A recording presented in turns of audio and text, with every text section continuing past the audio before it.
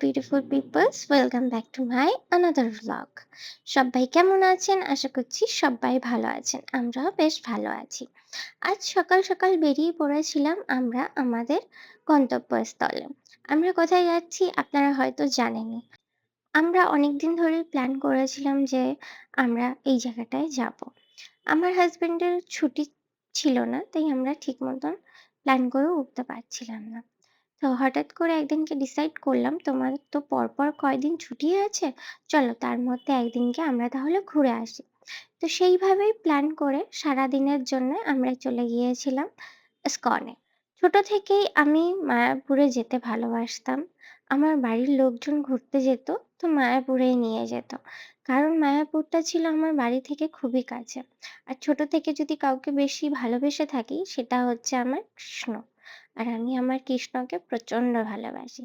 তাই এই ব্যাঙ্গালোরে এসে আমি ওনার সাথে দেখা করব না, এটা তো হতে পারে না।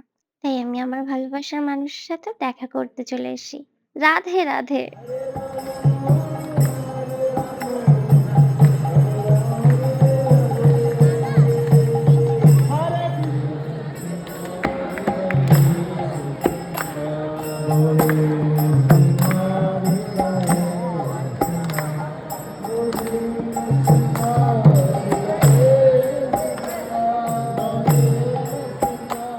মনটা যেন ভরে গেল।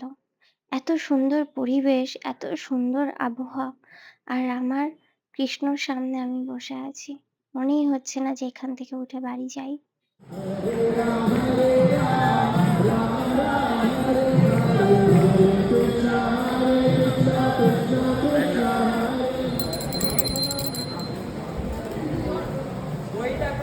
এবার বাড়ি যাওয়ার পালা।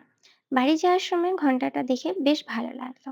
তাই আমি আমার মন্দিরের জন্যে ঘন্টা নিয়ে এসেছি। আর এখান থেকে কিছু প্রসাদ নিয়েছি, যেটা আমরা পরে বাড়ি গিয়ে খাবো। আমি খুঁজছিলাম ভোগের খিচুড়ি প্রসাদ। সেটা পরে বাড়ি যাওয়ার সময় পেয়ে গেছি। মনটা পুরো শান্ত হয়ে গেল। কারণ ভোগের প্রসাদের জন্য মনটা ছটফট করছিল। এবার চলুন বাড়ি যাওয়া যাক। আচ্ছা, আপনারা যারা ব্যাঙ্গালোরে আছেন, আমার ভিডিও যদি আপনারা কখনো দেখে থাকেন, আমাকে কিন্তু জানাবেন যে আর কোথায় কি আছে। আমি তো কিছুই জানি না, তবু এই জায়গাটা খুঁজে খুঁজে পেয়ে এখানে চলে এসেছি। এবার আমি চলে গেছি রেস্টুরেন্টে রাত্রে ডিনারের জন্য। এটা ছিল বাটার মিল্ক, খুব সুস্বাদু খেতে। বাটার মিল্কটা খেয়ে, পরোটা খেয়ে আমরা চলে গিয়েছিলাম বাড়িতে। চলুন তবে আজকের মতন এই ভিডিওটা এই অবধি। নেক্সট ভিডিওটা আবার দেখা হবে। টাটা, ভালো থাকবেন।